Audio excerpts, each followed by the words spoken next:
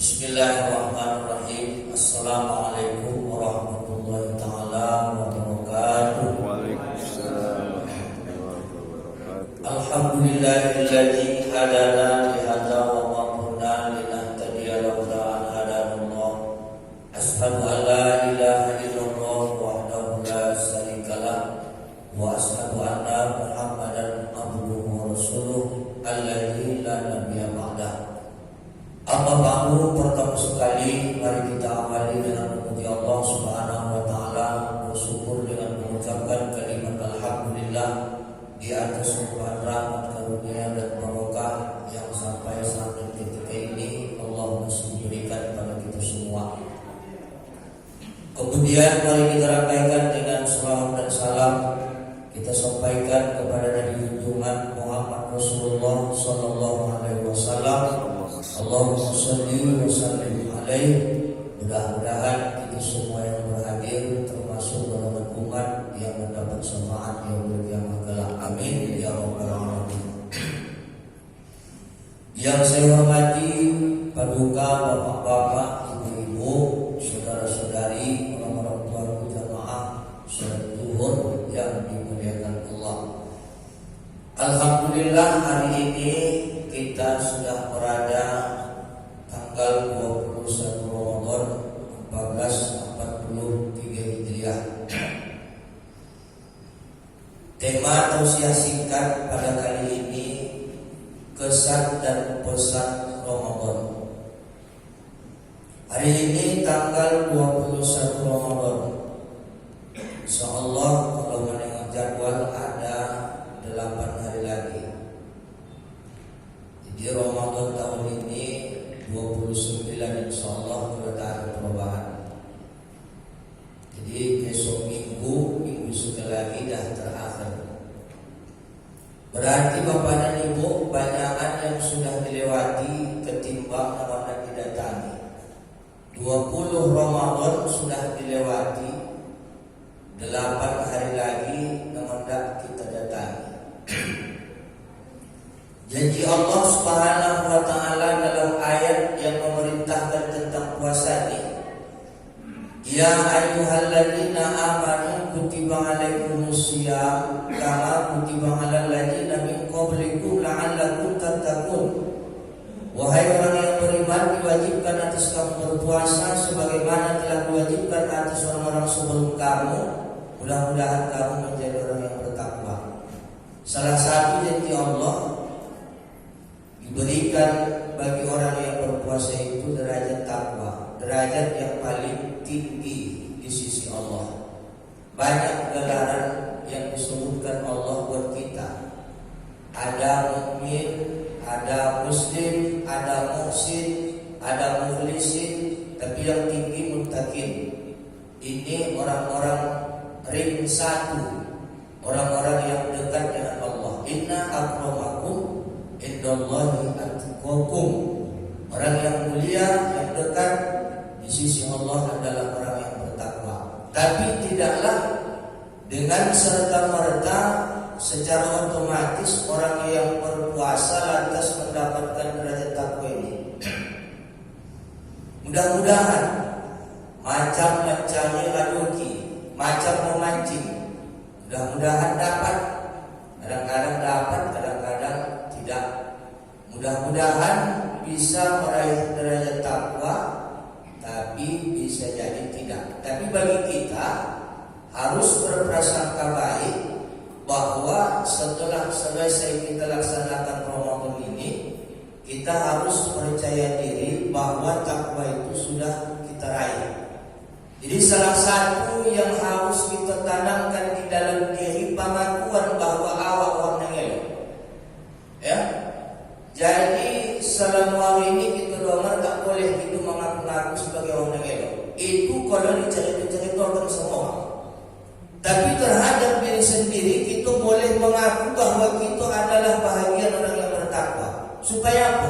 Yang pertama supaya bisa merasa memiliki. Oh, takwa ini milikku.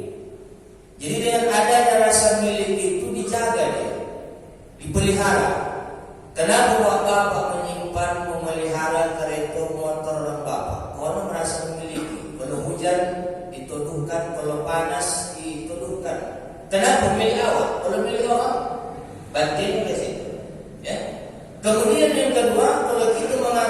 sebagai orang yang bertakwa ini sebagai filter.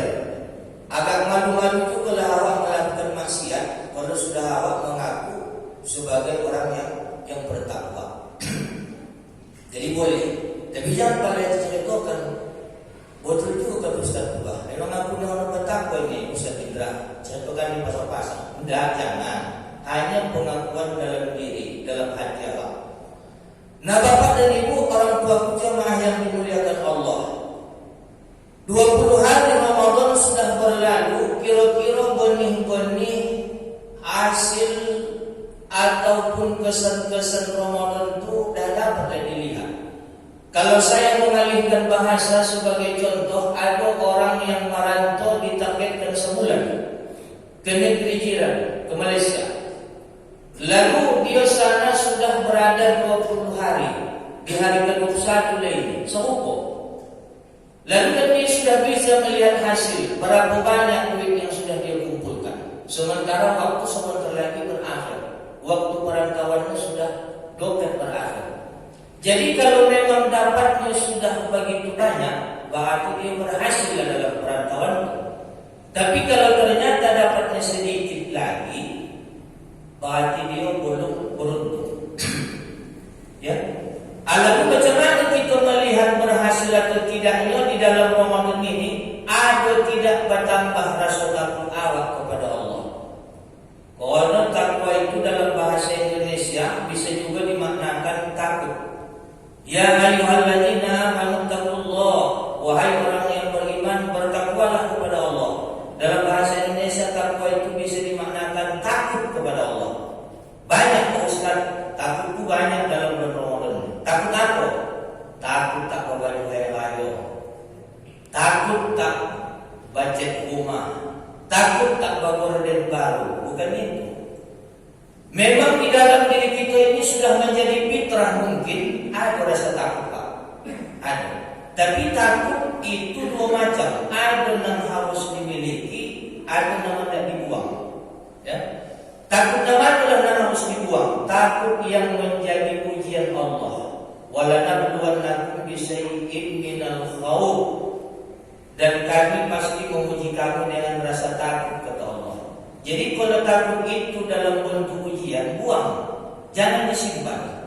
Takut apa itu? Pejabat takut menjadi rakyat, yang kaya takut jadi miskin, yang muda takut menjadi tua, yang hidup takut mati, yang senang takut susah. Bahkan memang betul itu Ustaz, semua kita begitu, iya. Tapi tidak terlalu begitu kali takutnya. Ya. Sehingga dengan takut-takut yang demikian tadi, dia menghalalkan segala cara. Takut dia miskin, berusaha bagaimana supaya senantiasa kaya, sehingga dia melakukan walaupun yang haram, yang subuhan, menipu, riba dan lain segala macamnya.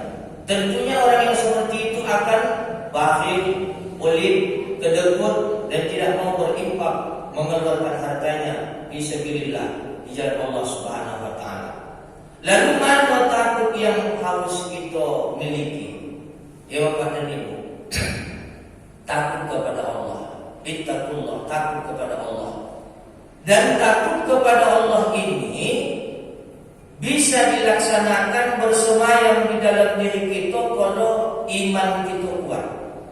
Makanya amalkan rukun iman yang keenam itu. Mohon maaf Bapak dan Ibu, kalau dibahas-bahas ya, secara hakikat mungkin banyaklah yang belum sempurna di dalam melaksanakan iman. Rukun iman yang keenam. 1, beriman kepada Allah. 2, beriman kepada malaikat-malaikat Allah. 3, beriman kepada kitab-kitab Allah. 4, beriman kepada Rasul-Rasul Allah. Beriman kepada hari kiamat. Beriman kepada qadar Allah.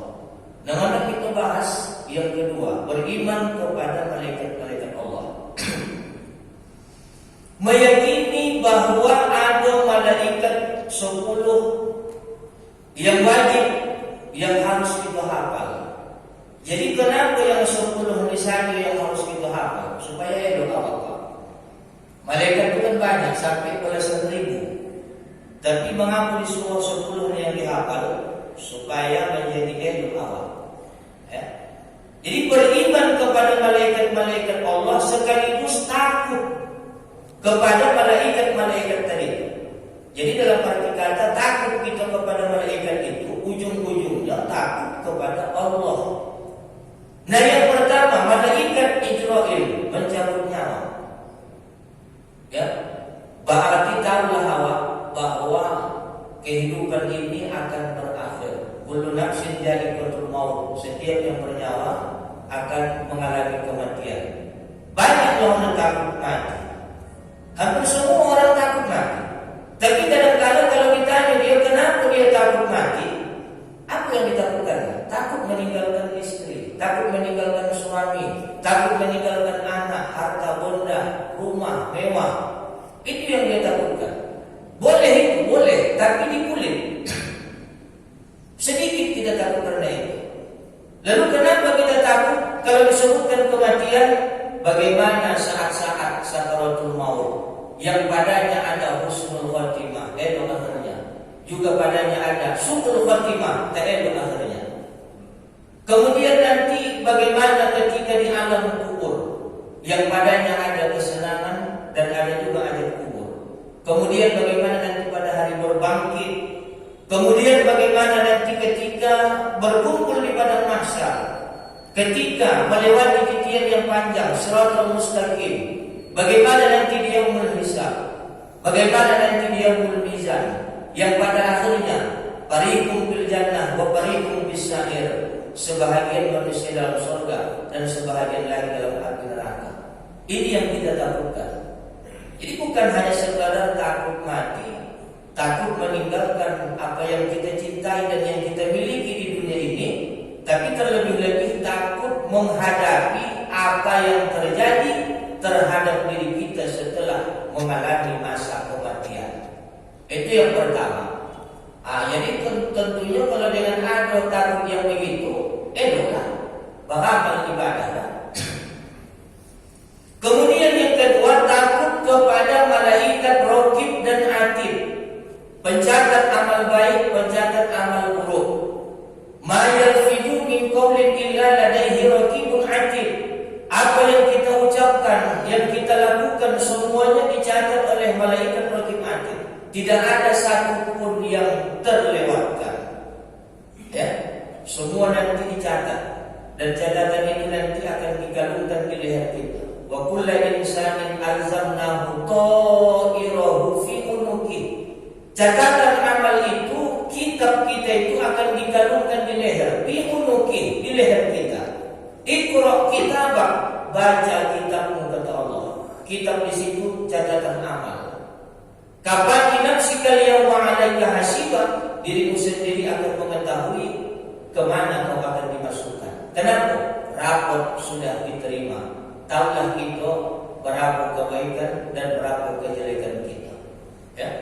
Jadi orang yang beriman kepada malaikat raqib sama atid, maka dia akan mawas diri, berhati-hati di dalam berbuat.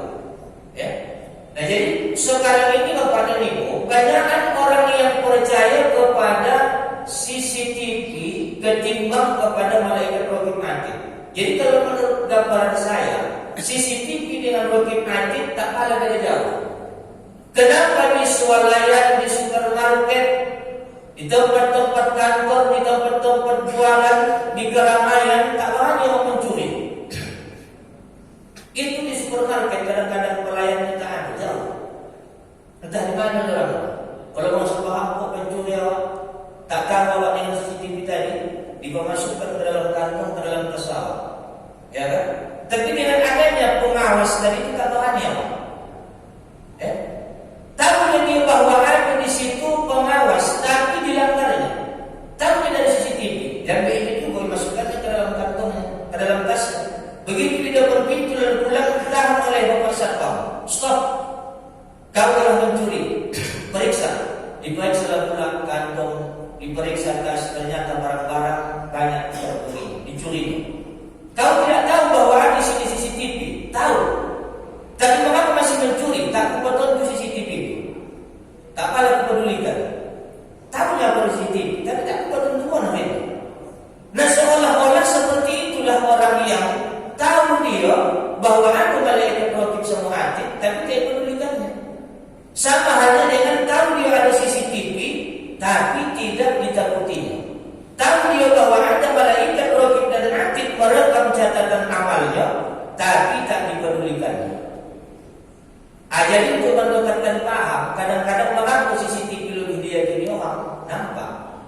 Mengapa raqib atid begitu kurang diyakini orang secara umum karena tak nampak. Dia bicara iman, keyakinan, tapi itu kan madain Allah Subhanahu wa taala. Madain manusia saja. Ini rekaman Bapak Indra ini. Ramadan yang akan datang bisa dilihat. 10 tahun yang lalu akan datang bisa dilihat. Sehingga ada orang yang melakukan pesta pernikahan di kamera shooting dia, nanti 60 tahun ke depan kalau memang tidak rusak maka bisa diputar kembali. Seorang kakek akan berbicara, inilah dulu kakek waktu nikah sama nenek kau. Mak ganti kakek, iya ganti, makanya ada nenek kau. Kenapa? Ada rekaman tadi. Padahal sudah 50 tahun berlalu. Itu baru ada ilmu manusia, apalagi ciptaan yang kontan, ciptaan Allah Subhanahu wa taala. Jadi kemajuan teknologi zaman sekarang ini Bapak dan Ibu bisa membuat kalimat nawa. Sama halnya dengan Allah itu Maha mendengar. Innallaha sami'un. Allah Maha mendengar. Di mana saja dengan Allah. Begitu ada handphone membuktikan. Di Medan pun kawan, di Malaysia kawan, di Jakarta bisa kita dongak dari sini. Jadi di mana saja di dalam Allah. Kita pun sekarang itu begitu. Di mana pun kawan bisa berdongak. Nah ini dia, kita di sini orang lain mendongak teh mana-mana, menengok teh mana-mana. Innallaha basirun, Allah Maha melihat. Di mana-mana dilihat Allah. Para swadawa menurut logika awak, nampak di depan mata awak itu tidak bisa ditengok. Ternyata tidak. Di mana saja kita bisa ditengok. Saya Bapak dan Ibu, ketika melaksanakan ibadah haji tahun 2016, orang rumah saya di Sipori-Pori, saya ketika itu di Madinah bisa saling bersitemoan. Ketika saya di Makkah bisa bersitemoan. Dalam hati saya ketika berbicara itu mendekatkan keimanan kepada Allah. Ya, Allah Maha melihat. Sedangkan awak saja tengok-tengok. Satu di Sipori-Pori Tanjung Balai, satu di Makkah bisa bersitemoan. Dengan anak-anak bisa bersitemoan. Ya, itu baru buatan manusia. Ini Pak. Nah kemudian yang berikutnya, beriman kepada malaikat Munkar Nakir yang menanya dan menyoal di dalam kubur. Ini kan harus ditakuti, takut awak dengannya. Jadi orang-orang kapan soalan-soalan yang disampaikan oleh malaikat Munkar Nakir ini yang sering kita sebut, bahkan kita canda-candakan dengan orang marah buka, mana diuka, maki belatuka, maki mamuka. Ini bukanlah sekadar pertanyaan namun tidak dijawab. Macam jawaban di sekolah SD. Ya, apabila dijawab benar boleh pulang. Bukan begitu. Kalau dibayang-bayangkan itu nasional pertanyaan. Marah buka, siapa Tuhan kau? Allah Rabbi, Allah Tuhanku. Mandi buka, apa agama kau? Al-Islam ini Islam agamaku. Maki belatuka, aku kiblat kau? Al-Ka'bah kiblati, Ka'bah kiblatku. Ma imamuka, aku yang kau? Al-Quran imami, Al-Quran imamku. Lalu dengan dapat dijawab begitu, spontan kita dianggap lulus terhadap pertanyaan Munkar Nakir. Tidak. Makanya Munkar Nakir itu bukan menanya, bukan bertanya, tapi menyoal. Marabuka, siapa Tuhan kau? Allah. Bukan kau ini. Bagi aku tahu kau Allah Tuhan kau. Dulu di dunia bukan bertuhankan Allah tahu. Bukan yang takut bersama Allah. Kau belakangkan Allah, kau jauhi Allah. Dan bagi aku mau tahu. Lebih kurang begitu. Apa agama kamu? Islam agamaku. Bukan kau. Dulu agama Islamku kau ejek-ejek, kau maki-maki.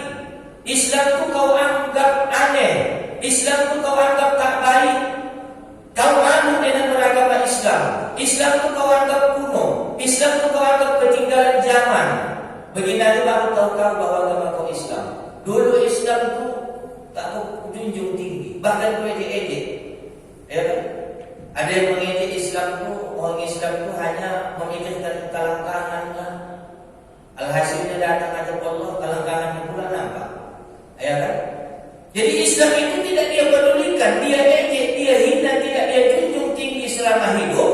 Nanti tak terjawab itu pertanyaan yang mudah itu. Tak terjawabnya.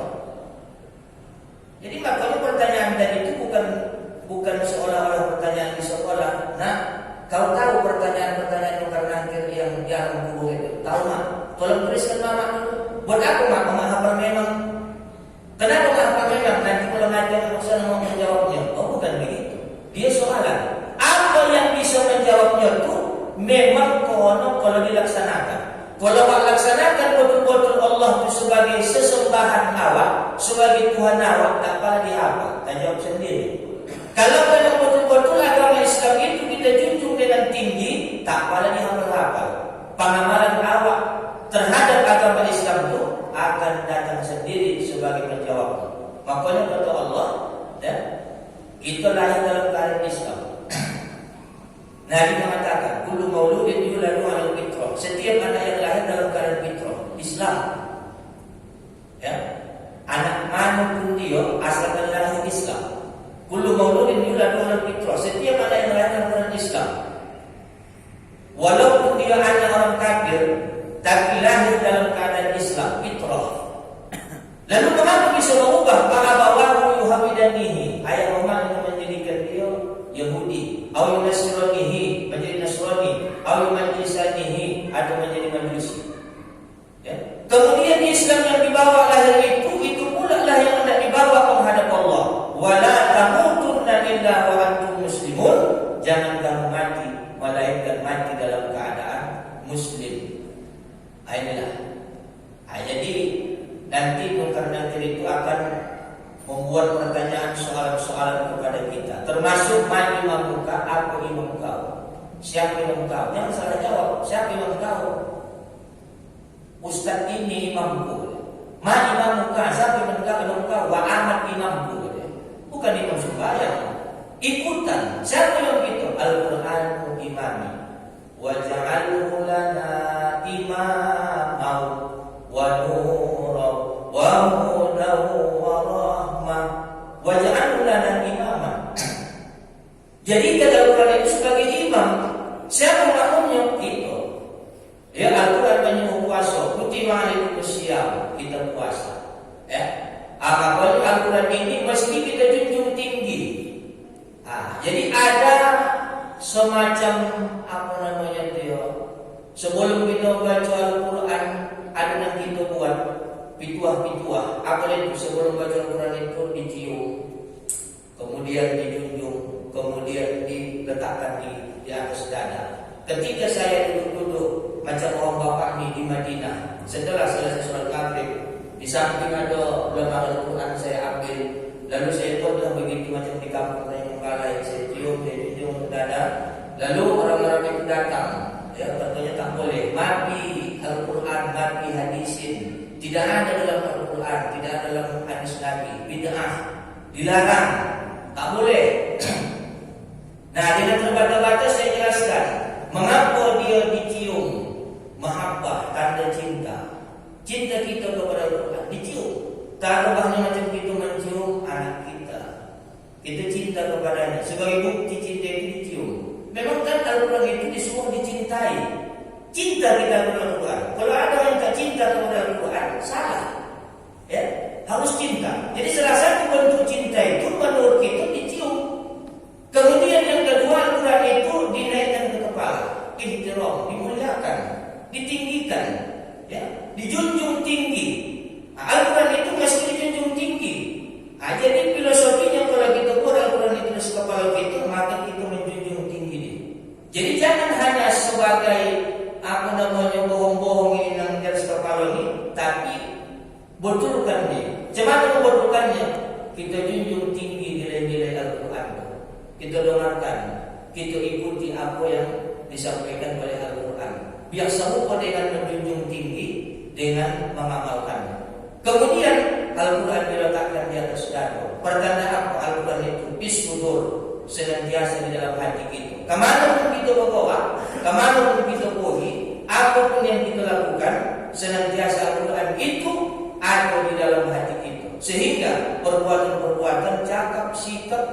selalu berlatar belakangkan kepada Al-Quran. Ya, jadi tidak bisa dia melakukan sesuatu itu sebelum bertanya kepada Al-Quran. Al-Quran selalu menjadi dasar dia berbuat. Inilah Bapak, di antara malaikat-malaikat yang harus kita ketahui, kemudian harus kita takuti, yang ujung-ujungnya semua ketakutan itu adalah berujung kepada takut kepada Allah Subhanahu wa Ta'ala. Jadi Ramadan ini mengajarkan kita supaya takut menengok dan tak elok, takut mencakapkan dan tak elok, takut melangkah kepada tempat yang tak elok, takut memegang dan menjamah dan tak elok.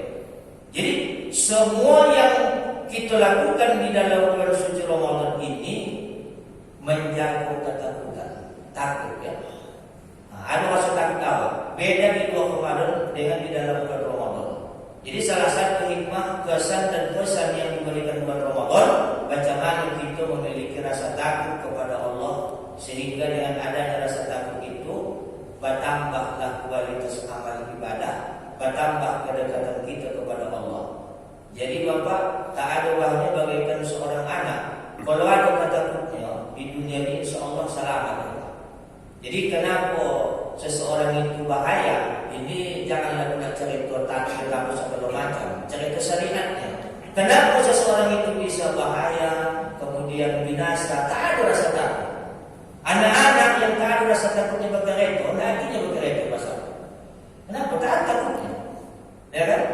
Kadang-kadang mandi di titian-titian panjang itu, tak ada takutnya melompat dari atas ke bawah. Ya. Tak ada takutnya main-main ke tengah hutan, tak ada takutnya ular, tak ada takutnya harimau, tak ada takutnya yang lain.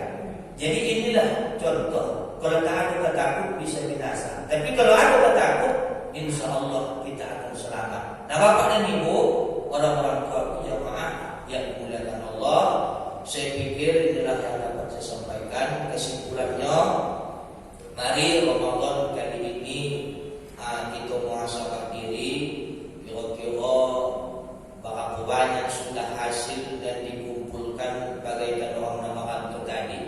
Kalau masih agak-agak kurang, ada 8 hari lagi, maka kumpulkanlah bekal-bekal di 8 hari lagi ini untuk meraih supaya sempurna dapat hasilnya. Hasil duit bagi orang yang merantau, hasil nilai-nilai ketakwaan bagi orang yang berpuasa. Mudah-mudahan Bapak dan Ibu di dalam beberapa hari ini dapat kita raih secara full, secara sempurna ketakwaan yang dijanjikan Allah. Dengan demikian insya Allah kita akan senantiasa digolongkan Allah menjadi orang-orang yang bertakwa. Amin ya Allah. Terima kasih atas segala perhatian, mohon maaf atas segala kekurangan. Billahi taufiq wal hidayah. Wassalamualaikum warahmatullahi wabarakatuh. Waalaikumsalam. A'udzu billahi minasyaitonir rajim. Bismillahirrahmanirrahim. Alhamdulillahirabbil alamin. Wassalatu wassalamu ala asyrofil anbiya'i wal mursalin sayyidina Muhammad wa ala alihi washabbihi ajma'in.